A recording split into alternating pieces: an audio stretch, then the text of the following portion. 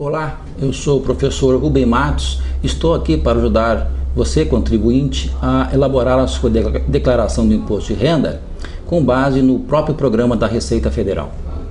Então, como vocês podem observar, esta é a tela de entrada do programa da Receita Federal.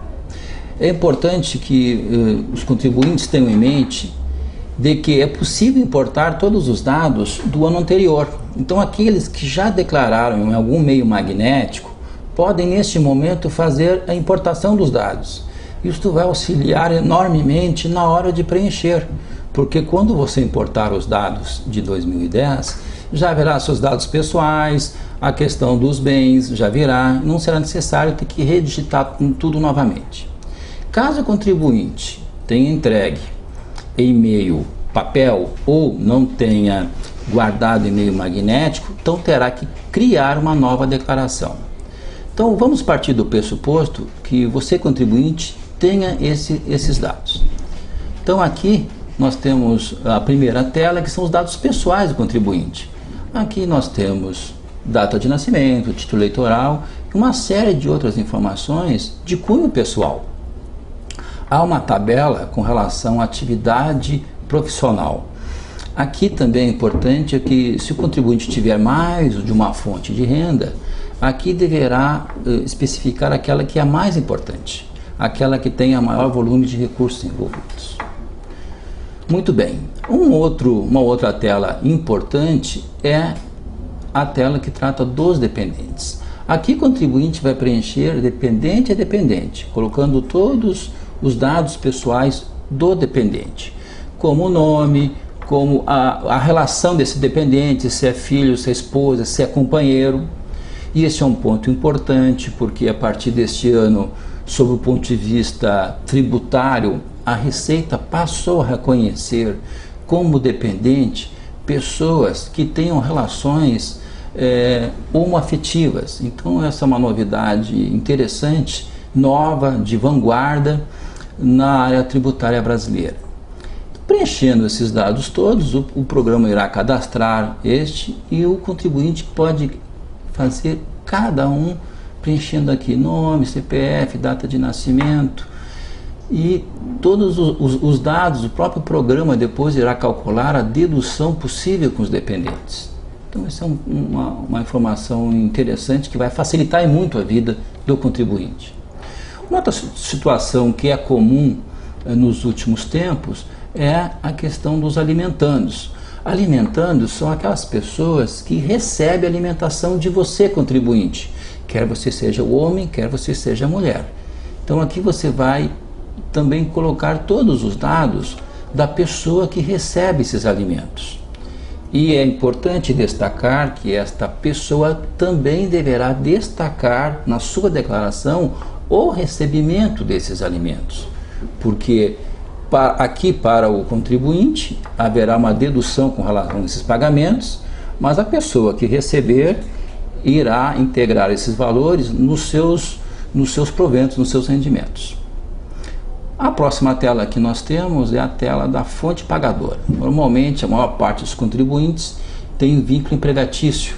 Então aqui o contribuinte, com base na informação fornecida por sua empresa, vai colocar aqui o CNPJ, conhecido antigamente por CGC, o nome da empresa, os rendimentos recebidos, a contribuição previdenciária, o imposto retido na fonte e o 13º. Normalmente todas essas informações aqui já constam do informe que a empresa entrega aos seus empregados, cujo prazo para entrega expirou em 28 de fevereiro.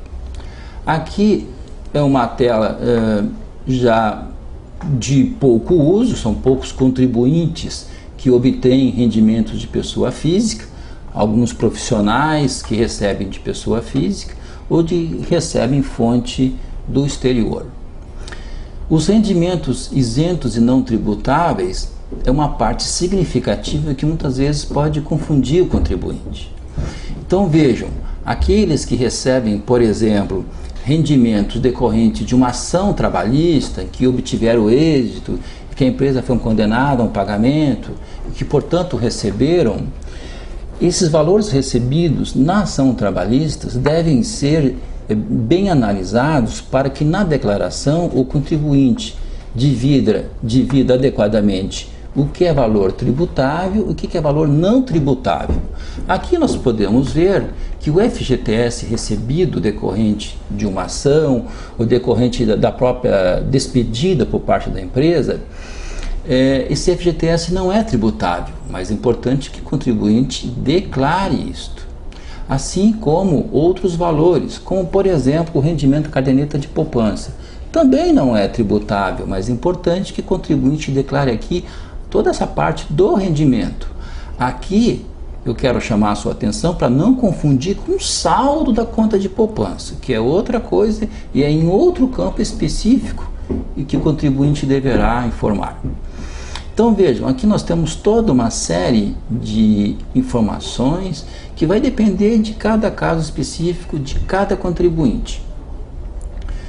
Um outro dado importante que nós temos aqui, um outro formulário, são os rendimentos sujeitos a tributação exclusiva. Então vejam, por exemplo, o 13º que aparece lá no seu informativo, o valor do 13º você vai declarar aqui neste campo, tanto o seu quanto o de dependentes, se for o caso. O seu aqui e os dependentes, se for o caso. Se você tiver dependente que tenha renda, que tenha 13º, você vai declarar esse 13º aqui. Por quê? Porque o 13º ele é tributado separadamente na sua declaração normal durante o ano que você recebe, normalmente no final do ano.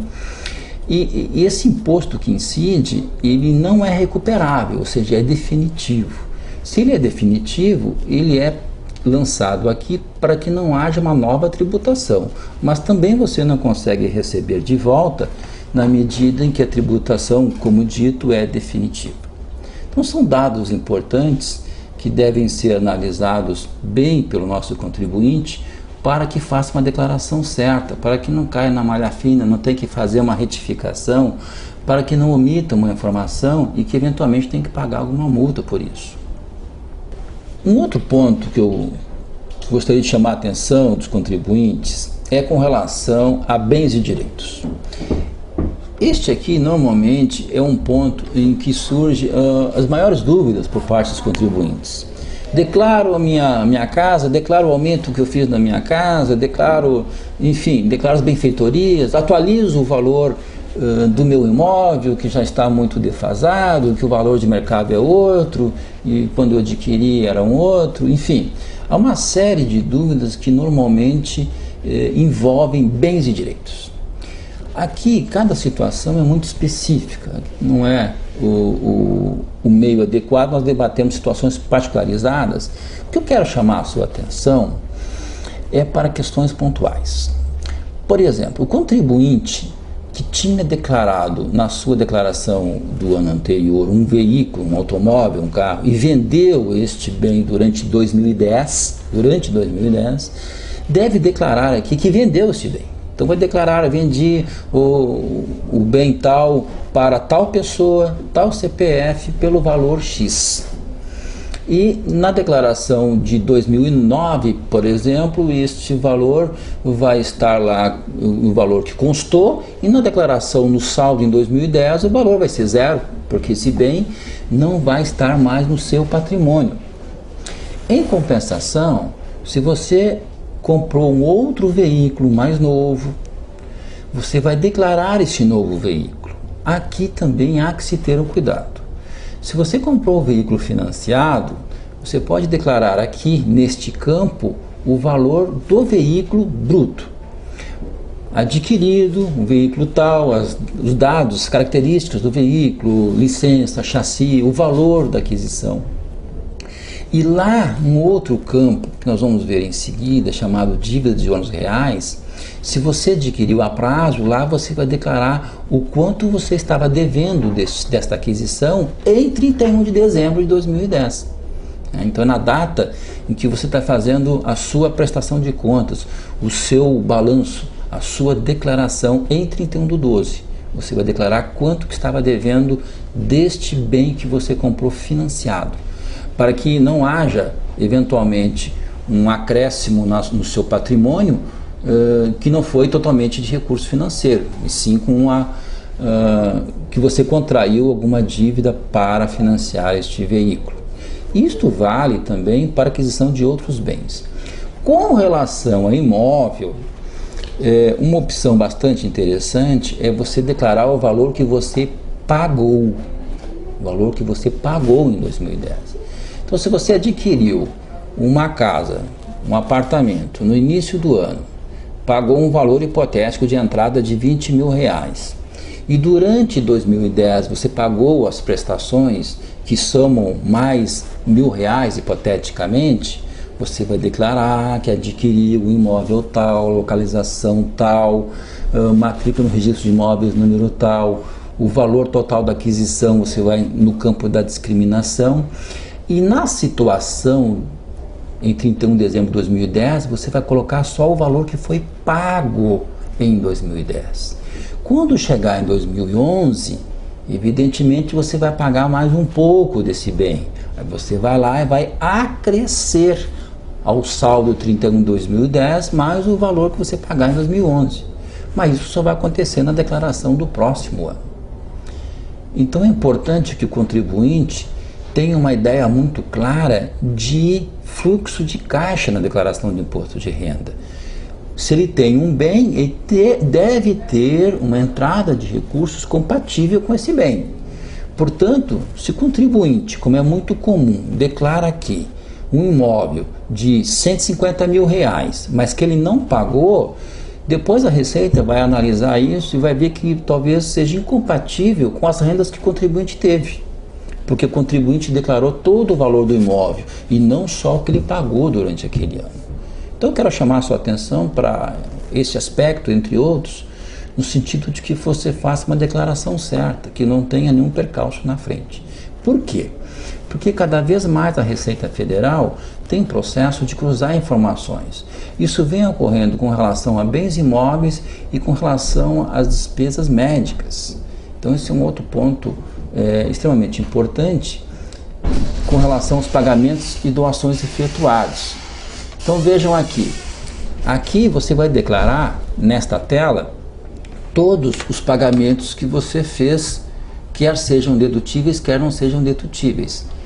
Então vejamos que, por exemplo, médicos no Brasil, né? Você pagou médico para o seu filho, para o seu dependente, para você, para o alimentando. Então vamos supor que foi o próprio titular que pagou o médico.